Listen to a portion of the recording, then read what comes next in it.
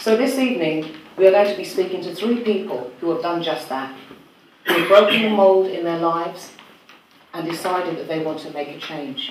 And not only have they made a change, but they're here tonight to help you to see how that can happen in your life.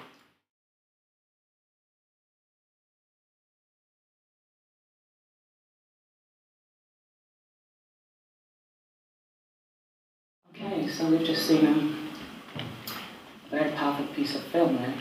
I'm sure it brings a lot of vivid memories back to you. Yeah. Not good ones. No. It took me back 12 years. Yeah. So just tell us a little bit about how you started. Tell us about your beginning. I grew up in a normal nuclear family, mum and dad, 4 brothers, 2 sisters. My family, mum and dad, trying to do their best thing for us, children, education, things like that. But I wasn't born here. I was born in Ghana, and I came to join mum and dad when I was about age 7. So throughout my schooling, from primary and the transition to secondary school, I felt I always had a sense of belonging. I was trying to adjust to new environment, new country, new language. So I struggled at school from the beginning, where I couldn't fit into the crowd or other students. I was always sort of looked upon like the geek type person. Okay, you say the geek. Why the geek? As I was growing up, I had brains academically. I was very clever. So that was another reason why I wanted to break away that identity and search for a new identity. But I was in the search for an identity, and breaking away and stripping of that identity, I fell into a crowd of people. So let me get this straight. Being studious, being smart, were you popular with the teachers as well because of your academic ability? Yeah. That made you uncomfortable because they put you under pressure with your peers. That's right. And so because of that you rebelled against being academically astute, against being scholastic, and it pushed you to what? To the gang. Okay. And having said that as well, there's another bit of pressure. My parents. But at that young age, as a young boy, I didn't understand what my parents were trying to achieve for us, my brothers and sisters. Yeah. Coming from an African background, their parents were very strict. My parents were very, very strict. You know, we had to go to bed like 8 o'clock, do our homework. They wouldn't let us go out and venture and play with other kids on the Broad Farm estate. They always kept us in the house. So that's another bit of rebellion that was going on within myself. I wanted to break away. What was life like on Broadwater Farm Estate then? What were the children like? What was the environment like there? Very rough. As shown on that video, we used to live in a block of flats, Tangier House. Right outside the flat, they used to call it the front line. You got like 20 people all standing on the front line selling drugs. So I was exposed to that from a young age. Okay, so would it be fair to say that your parents were trying to shield you from that, but you didn't see it at the time? Absolutely. I couldn't comprehend it like that or have the capacity to interpret it like that. Okay. I didn't understand it. And you were how old at this time? I was like 14. 14. Okay, so you were going through your own transition at that point, trying to find where you belonged, where you fit in. So how was your relationship with your father? Did you not have a strong relationship with him? I was more close to my mother. My dad was like the breadwinner, if you like. He was always out working. Go out work, come back, rest, go out work. He's always out working. Okay. So I was more close to my mum. So he was quite detached as a father? Yeah. So is it important to you now, when you look back,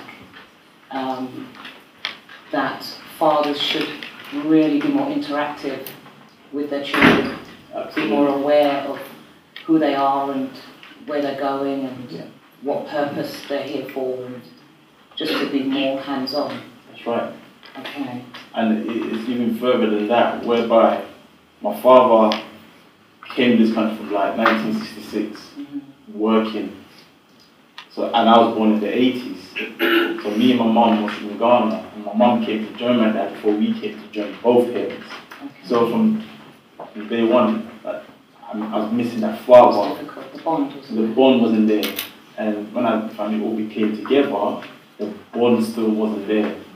Okay, so you don't fit in at home with your parents or with your father. So your father, the male role model in the house was not a very strong one and one that you can relate to very well. No. Okay, and at school you didn't fit in there because you felt that you needed to fit in with your peers rather than be the teacher's pet. So where did you go? Found a new family. Okay. And that was the gang. That was the game. Was that in school or was that in your estate? On my estate. On your estate. Yeah. Okay, how did that happen? What did you do to join the gang? What I started doing, on the Broad Farm estate, the way the estates were built, there was like an emergency exit in case of fire. And my parents' bedrooms and that was upstairs. My bedroom was downstairs, and that's where the emergency exit was. So I had to sneak through the emergency exit, come out the flat without even them knowing. Then they probably think I'm in bed. I've gone to bed, but I was out. And I had to leave it open and sneak back in at night. I had to go out there and hang around with them on the front line. Okay, but now you're a geek, as you said. You've been accused of being a geek, and you're well brought up. You go to bed at a certain time every night, and your parents are very strict, and you haven't socialised much. How did you infiltrate? How did you get into that gang? What did you do to get in? Did you just hang around and they just became familiar with you? How did that happen? It started off just hanging around with them, and then that relationship sort of built on. I started seeing what activities they do, like selling drugs and things like that. And then that developed further for them to give me their drugs to look after. I come from a good family, I had to sneak into one and hide it for them. And then that developed on to me start selling drugs from cannabis, and then went on to heroin, cocaine, and it got bigger and bigger and bigger and bigger. And by the time I know it, I was just like them. Okay, did anything that you were taught as a child come back to you, even from Ghana? Did anything come back to you when you were doing these drug runs or anything like that? Did stashing the drugs, did you not think this is wrong? Yes. This would bring shame on my family, this is something that, did you not have a conscience? I did have conscience, and I was living a double life, and I was in denial. Because I used to go home, and my mum and dad challenged me. Like, how do you afford to have that Rolex watch on? How do you afford to have that designer clothing on? Are you like the kids outside? Are you doing drugs? And I was in denial and battling off. No, I'm not doing that. And I'll walk out the house and slam the door. I had a chip on my shoulder, So I knew it was wrong, but I didn't want to be like my mum and dad and work 9 to 5 and save money and buy land and garden and build a house and all of that. For me, I thought it was too slow. I thought the grass was green on the other side. I thought I can make money quick. So you're how old now? Are you still 14? 18. You're 18 now? About 18. Okay, so you've got the money, you've got the lifestyle, you've got the girls. Yeah. Okay. The fellow gang members, all right, now you're taking drugs to and fro, and you're seeing the things that they're doing. What sort of things were they involved in? Because was it only dealing with drugs? Was it just that? No, not just drugs. They're dealing in drugs, guns, hurting people, like we saw in that case, kidnapping, targeting other drug dealers. Okay. Yeah, extortion. All right then. So, you're 18. How old was the oldest member of that gang? Over 30. Over 30? Yeah. Okay, was this the gang that they called the Tottenham Mafia? Yes. Was it that gang? Yeah. Okay, and that was notorious, that gang? In North London. All right, to the police as well. There were things that you were doing, not you personally, but as a gang, that needed to be stopped. I mean, if you're terrorising members of the community, if you're using guns and you're threatening people and you're hurting people. These are things that the police are in place for. And we tend to look at the police and say, oh, they just stop black people because, you know, they just don't have anything better to do, or they just do it because, you know, they just want to pick on black people.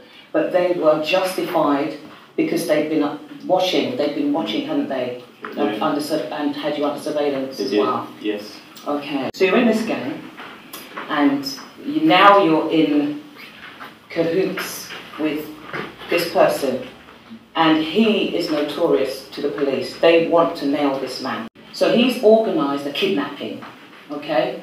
He's organised and he's saying, right, we're going to take hold of these men, and when we get hold of them, we are going to make sure that by the end of what we do to them, they are going to give us money. Yeah. Okay. So how did he communicate that to you? Or how were those things communicated to you? Did you have to do whatever you had to do? To be fair to that man, when they decided to commit that crime, I was with him, and he said to me, Francis, it happened on my estate, so go home to your mom's. It's what we're about to do, this is not you. So he warned you? He warned me. Wow. He said, go home. And I said, no, I'm in part of this. And that's deep, isn't it?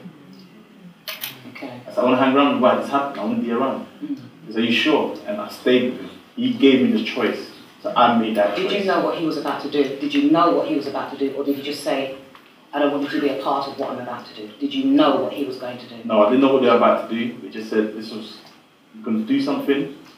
I don't want you to be here because this is not you. Okay. Go home to your mom's house. All right then, so just to recap what happened there, 2 men were kidnapped, put into the boots of 2 cars? 2 cars. Driven to, were they 2 different locations or the same location? The same location. Okay, driven to the same location, brought into a flat, and they were tortured. Money was demanded of them, and when they didn't produce it, they were tortured. Okay. Were you privy to this? Did you see what took place? I was privy to it, yes. Okay. So, having witnessed all of this, did nothing say to you, this is wrong, I need to get out of this? Yes, it did. So what happened? What happened to you? Did you feel at that point, I need to get out, I need to run, I need to go somewhere? What were you able to do at that point? I couldn't do nothing. Because I was given the choice to come out of the situation before it happened, and I made a choice to stick with him, stay with him. By the time we got in the house and this torturing started, I was way out of my bed. So would you have been in danger if you tried to leave? Yeah, who am I to tell them? They probably gun back me on the head or something. I just have to go with the flow. Okay. That's how I became part of it. Okay then, so to cut a long story short, after the torture, they were being moved, and somehow one of them managed to break free. The police got involved, yeah. And they gave statements, and eventually you were all arrested. Tell us about what happened. I was the person who crushed that car. That car that was tipped over, yes, and the heroin came out. Yes. That was me. So after all these kidnaps happened, that certain individual, I don't want to say his name. Yes, that's fine. He went and bought drugs, Mm-hmm. and he called me to come and meet me, to come and get the drugs, to go and put it down to a safe place at my mum's house. Mm-hmm. So I went and met him, but because he's under surveillance, which I did not know of, Yeah. since I left him and took the drugs, in a safe place, the police followed me. And because that car, that Mercedes, was also involved in the kidnapping, it's been involved in the surveillance all along, Yeah. so they knew that was one of the cars involved in the kidnapping. So they started chasing me. I did not want to take that stop by the police because of what I'm carrying on me. Mm-hmm. So I was going through the back of Tottenham police station to go get there, stop, jump out the car and run to my auntie's house, Yeah. which is at the back of the police station. And that plan didn't work. I went over something, tipped the car over, and I crushed. And I was on the roof of the car. I was trapped in it. And all of a sudden I hear police officers run to the car. They said, quick, get him out before the car blows up. Because they're forced to blow up the way it crushed. And they got me out. And they said, you're a very lucky boy. I don't know how you survived that. Did you ever think that, I mean, looking back in hindsight, that was your way out? Yeah, it was. It was a very dramatic way out, but it was a way out. That's a dramatic way out, and the sentence that followed was also a way out.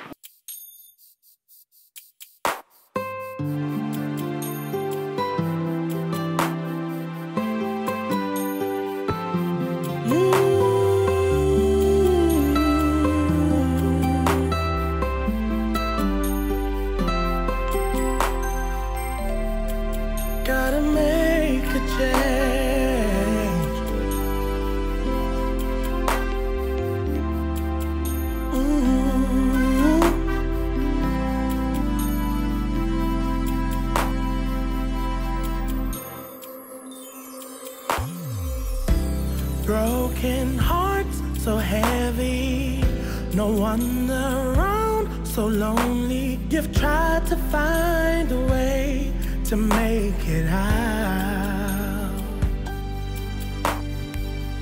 but deep inside you call on the one you know who makes you strong. Call on the Lord. Break the mold and make a change. I've gotta show them how to love, to live, to dream. I've gotta live out loud, do what I can. I've gotta spread the word of life so they can live. Broken hearts so heavy, no one around, so lonely. You've tried to find a way to make it out, but deep inside you call on the one you know who makes you strong. Call on the Lord. Call on the Lord. Break the mold and make a change. I've gotta show them how to love, to live, to dream. I've gotta live out loud, do what I can. I've gotta spread the word of life so they can live. Break the mold and make a change. I've gotta show them how to love, to live, to dream. I've gotta live out loud, do what I can. I've gotta spread the word of life so they can live. You can live. Oh. Show them how to love, to live, to dream.